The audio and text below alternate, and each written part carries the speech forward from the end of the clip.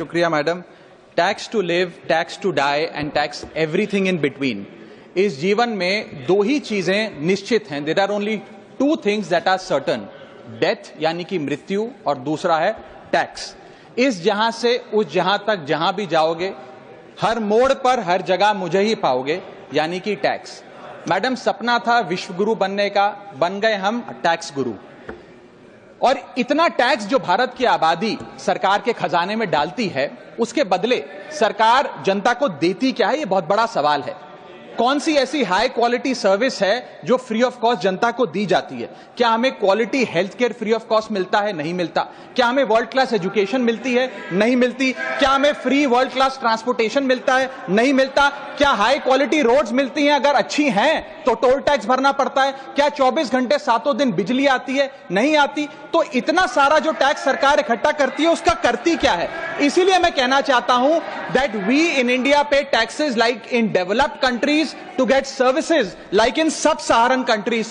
Madam, from the moment a child is born to the very moment his family mourns his death, the government is there at every step, not to help you, but to tax you. और आइए एक रोमांचक यात्रा पे चलते हैं। माननीय वित्त मंत्री जी हर बार मेरे सवालों का जवाब देते हुए मुझ पर तंज कसती हैं और कहती हैं कि शायद ये चार्टर्ड अकाउंटेंट नहीं है, इनकी डिग्री असली नहीं है, तमाम तरीके की बातें मेरे बारे में कहती हैं, निजी हमले करती हैं। मैं उनका बहुत सम्मान करता हूं, मेरे मन में उनके प्रति बहुत आदर है। ओहदे में, हैसियत में, उम्र में, अनुभव में बहुत बड़ी है मुझसे। लेकिन आज मैं इस सीए की डिग्री को किनारे करके सरल भाषा में आम आदमी की तरह इस देश के आम आदमी का दर्द आपके सामने रखना चाहता हूं कि कैसे हमारे जन्म होने से लेकर हमारे मरने तक टैक्स पे टैक्स सरकार हमसे वसूलती है। मैं आपके सामने जीवन के 8 चरण, 8 स्टेजेस ऑफ लाइफ रखना चाहता हूं। फर्स्ट स्टेज ऑफ लाइफ, जब इंसान पैदा होता है, that is the birth stage. बच्चे के पैदा होने से पहले, उसकी आंखें खुलने से पहले जो उसको वैक्सीन लगती है, उस पर 5% जीएसटी लगता है। जिस अस्पताल में बच्चा पैदा होता है, उस हॉस्पिटल के कमरे के चार्जेस पर अगर 5,000 रुपए से ज्यादा का कमरा हो तो 5% जीएसटी लगता है। बेबी केयर के आइटम्स पे 5% जीएसटी लगता है। और अगर उसके माता पिता बच्चे के पैदा होने पर मिठाई बांटे तो मिठाई पर 5% और चॉकलेट पर 18%, 28% जीएसटी लगता है। दूसरा चरण जीवन का इन्फेंसी और चाइल्डहुड, यानी कि बचपन। बचपन में बेबी फूड जो खरीदा जाता है उस पर 12 से 18% जीएसटी, डाइपर जो खरीदा जाता है उस पर 12% जीएसटी, बेबी स्ट्रोलर पे 5 से 12% जीएसटी, और जो खिलौने बच्चे को दिए जाते हैं उन खिलौनों पर भी 12% जीएसटी लिया जाता है। जब मुंडन होता है बच्चे का, पहला हेयर कट जिसे कहते हैं, उस हेयर कट की सर्विसेज पर भी 18% जीएसटी, और पहली बर्थडे पार्टी पर जो फोटोग्राफी होती है, फोटो खिंचवाई जाती है, उस फोटोग्राफी सर्विसेज पर भी 18% जीएसटी। यहां तक कि नामकरण की बर्थडे पार्टी जो की जाती है उस पर भी केटरिंग सर्विसेज से लेकर खान पर 18% जीएसटी सरकार वसूलती है। अब बच्चा स्कूल जाना शुरू करता है तो स्कूल जाने पर यूनिफॉर्म से लेकर जूतों, स्कूल बैग, लंच बॉक्स, सब पर जीएसटी लगता है। 12% जीएसटी नोटबुक पर लगता है, 18% जीएसटी स्टेशनरी आइटम पर लगता है। और उसके बाद अगर कोई एक्स्ट्रा करिकुलर एक्टिविटी बच्चे को करनी हो, कोई म्यूजिक क्लास करनी हो या फिर कोई स्पोर्ट्स कोचिंग की क्लास वो ले ले, उस पर भी 18% जीएसटी देना पड़ता है। प्राइवेट ट्यूशन ले तो उस पर भी जीएसटी, और पहली साइकिल जो बच्चा खरीदता है उस पर भी 12% जीएसटी देना पड़ता है। तीसरी अवस्था जीवन की, टीनेज ईयर्स, ये वो काल होता है जो सबसे मस्त मौला टाइम होता है जीवन का, बेहतरीन बेफिक्री का। इसमें बच्चा, यंग जवान लड़का लड़की अपना पहला स्मार्टफोन खरीदते हैं। उस स्मार्टफोन पर जीएसटी लगता है, अगर महंगा हो, विदेशी हो तो इंपोर्ट ड्यूटी भी लगती है। फिर वो अपना फोन रिचार्ज कराता है, उस पर जीएसटी लगते हैं। ब्रॉडबैंड इंटरनेट का कनेक्शन लेता है, उस पर जीएसटी लगता है। नेटफ्लिक्स, स्पॉटिफाई या वीडियो गेम की सब्सक्रिप्शन लेता है, उस पर भी जीएसटी देना पड़ता है। और अगर अपने दोस्तों के साथ पिक्चर देखने बाहर जाए तो पिक्चर की टिकट पर जीएसटी, एंटरटेनमेंट टैक्स और पॉपकॉर्न पर भी जीएसटी अब लगने लग गया है। तो तमाम तरीके के सॉल्टेड कैरेमल पॉपकॉर्न पर भी सरकार आपसे जीएसटी वसूलती है। इस बीच जब आप 18 साल के होते हैं और पहली बाइक या पहला स्कूटर खरीदते हैं, उस बाइक और स्कूटर पर आपसे जीएसटी लिया जाता है, व्हीकल इंश्योरेंस पर जीएसटी लिया जाता है, और उसके बाद रजिस्ट्रेशन टैक्स और रोड टैक्स के नाम पर भी पैसा लिया जाता है। जीवन की चौथी अवस्था, fourth stage of life, higher education की।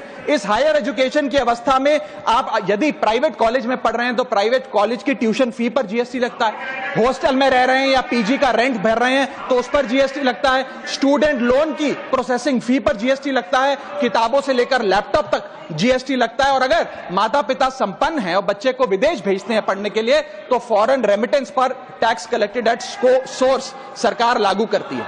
अब आते हैं पांचवी अवस्था पे, जब वो अपना करियर शुरू करता है। ये वो एज है जिसे मैं golden age of direct taxes कहूंगा। अब ये डायरेक्ट टैक्स के जंजाल में आदमी फंस जाता है इस उम्र में, जब उसकी पहली नौकरी लगती है। तो नौकरी में आमदनी अनुसार उसके स्लैब रेट के हिसाब से उस पर टीडीएस पहले काटा जाता है, मानो जेब काटी जा रही हो, और फिर इनकम टैक्स वसूला जाता है। जब पहली बार उसको पगार मिलती है, वेतन मिलता है, वो माता पिता या दोस्तों को बाहर खाने पे ले जाता है, पिक्चर दिखाने ले जाता है, उस खाने के बिल पर भी सरकार जीएसटी वसूलती है। और जैसे जैसे उसकी सैलरी बढ़ती है वैसे वैसे स्लैब अनुसार उससे इनकम टैक्स वसूला जाता है। इसके बाद आज वर्क फ्रॉम होम का कल्चर चल रहा है, तो वर्क फ्रॉम होम में इंटरनेट बिल्स हो, ब्रीफकेस हो, लैपटॉप हो, इन सारी चीजों की खरीद पर सरकार जीएसटी लेती है। और अगर आप ये पैसा निवेश करें, इस निवेश करने पर आप कोई भी फाइनेंशियल इंस्ट्रूमेंट खरीदें तो सिक्योरिटी ट्रांजैक्शन टैक्स के नाम पर, मैडम मेरा समय जा रहा है, कोई फाइनेंशियल इंस्ट्रूमेंट खरीदे तो फाइनेंशियल इंस्ट्रूमेंट की खरीद पर सिक्योरिटी ट्रांजैक्शन टैक्स, उसकी ब्रोकरेज पर जीएसटी और फाइनेंशियल एडवाइजरी पर जीएसटी। और जब आप ये फाइनेंशियल इंस्ट्रूमेंट बेचते हैं तो उसके मुनाफे पर सरकार आपसे कैपिटल गेन टैक्स वसूलती है। यहां तक कि हेल्थ इंश्योरेंस और लाइफ इंश्योरेंस प्रीमियम्स पर भी सरकार आपसे जीएसटी लेती है। इसी सरकार के मंत्री माननीय गडकरी जी भी सरकार से यही गुजारिश कर रहे हैं कि इंश्योरेंस प्रीमियम पे कम से कम जीएसटी हटा दिया जाए। इसके बाद इंसान अपने जीवन की छठी अवस्था में आता है, यानी कि मिडिल एज। इसमें उसकी आमदनी भी पीक पर होती है और उसका टैक्सेशन भी पीक पर होता है, अप्रेजल होता है, प्रमोशन होता है, बोनस मिलता है और हाई टैक्स स्लैब के चलते वो अपनी कमाई का एक अधिकांश हिस्सा इनकम टैक्स में सरकार को जमा कराता है। इस दौर में इंसान गाड़ी खरीदता है, घर बनाता है। जब गाड़ी खरीदता है तो जीएसटी देता है, रोड टैक्स भरता है, व्हीकल इंश्योरेंस पर जीएसटी भरता है। और जब गाड़ी लेकर शोरूम से निकलता है तो पेट्रोल डीजल पर वैट, सेस और एक्साइज ड्यूटी के नाम पर पैसा भरता है। जब सड़क पर गाड़ी चलाता है तो टोल टैक्स भरता है। फिर वो अपना घर भी खरीदता है, जमीन खरीदता है। जब जमीन खरीदता है तो स्टैंप ड्यूटी फीस सरकार को देता है। जब कंस्ट्रक्शन मटेरियल खरीदता है घर बनाने के लिए तो कंस्ट्रक्शन मटेरियल पे, चाहे वो सीमेंट हो, मार्बल हो, स्टील हो, उस पर जीएसटी देता है। उसके बाद जब कंस्ट्रक्शन सर्विसेज लेता है किसी बिल्डर से, ठेकेदार से, कॉन्ट्रैक्टर से, तो उस कंस्ट्रक्शन सेवाओं पर भी जीएसटी सरकार आपसे वसूलती है। और जब घर बन जाए तो एनुअल प्रॉपर्टी टैक्स और हाउस टैक्स के नाम पे आपसे पैसा लिया जाता है। और जब आपको पैसे की आवश्यकता पड़े और आप ये घर बेच दें तो कैपिटल गेन्स पर भी सरकार आपसे उस मुनाफे पे टैक्स वसूलती है। और इस बीच शादी तो रह ही गई, फिर इंसान शादी करता है, इस बीच तो बैंक्वेट हॉल बुक करता है, उस बैंक्वेट हॉल की बुकिंग पे टैक्स भरता है। शामियाना, खाना, केटरिंग सर्विसेज लेता है, उस पर जीएसटी भरता है। ज्वेलरी खरीदता है, उस पर जीएसटी भरता है। कपड़ा, शेरवानी सिलवाता है, कुर्ता पजामा, सूट पैंट, उस पर जीएसटी भरता है। यहां तक कि वेडिंग इन्विटेशन से लेकर, ब्राइडल मेकअप से लेकर, हनीमून के ट्रैवल तक हर चीज पर सरकार आपसे जीएसटी वसूलती है। सातवीं अवस्था सरकार जीवन की वो है रिटायरमेंट। इस फेज में इंसान चाहता है आरामदायक जीवन जिया जाए, जो जीवन में कमाया उस कमाई के सहारे उसकी इंटरेस्ट पर, पेंशन पर जिया जाए। लेकिन इस अवस्था में भी सरकार पेंशन और इंटरेस्ट इनकम पे आपसे टैक्स लेती है।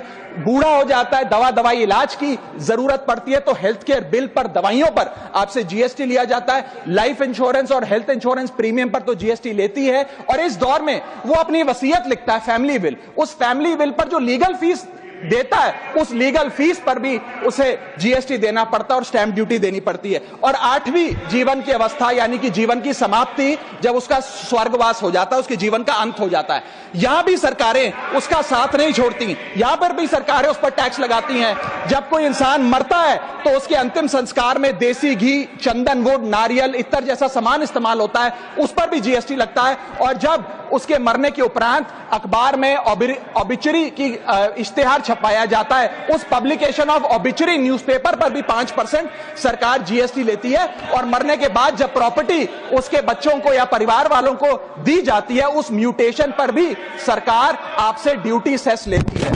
यह है life cycle of taxation model. लेकिन मैडम, सबसे जरूरी बात यह है कि इतना टैक्स देने के बाद सरकारें हमें देती क्या है। मैं जानता हूं कि टैक्स सरकार के लिए जरूरी है, इस सरकार के लिए नहीं, जितनी सरकारें इस देश में रही सबने टैक्स लगाकर जनता से पैसा लिया। टैक्सेस वास्तव में जरूरी हैं, लेकिन सवाल यह है कि क्या ये टैक्सेस हमारी इकोनॉमी को बढ़ा रहे हैं या हमारी इकोनॉमी को खा रहे हैं?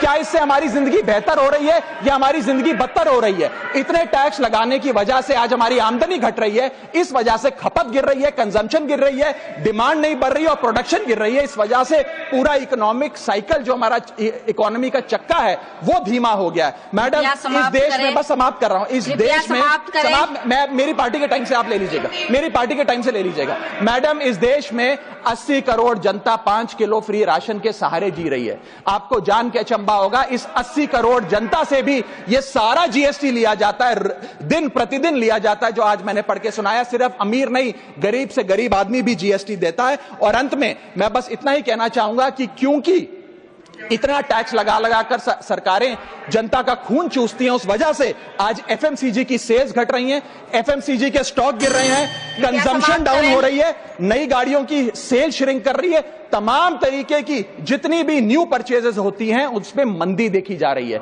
सरकार को जीएसटी कम करना चाहिए, कम करेंगे तो जनता की जेब में पैसा आएगा तो मांग बढ़ेगी, खपत बढ़ेगी और इकोनॉमी का चक्का चलेगा। आपका समय समाप्त। बहुत बहुत शुक्रिया।